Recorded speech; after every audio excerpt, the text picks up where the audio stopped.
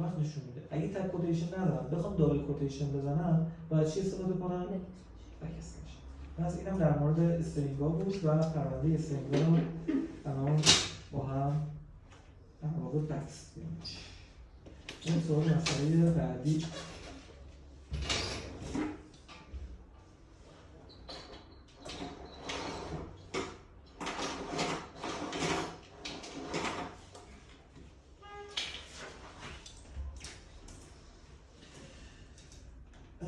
این از این.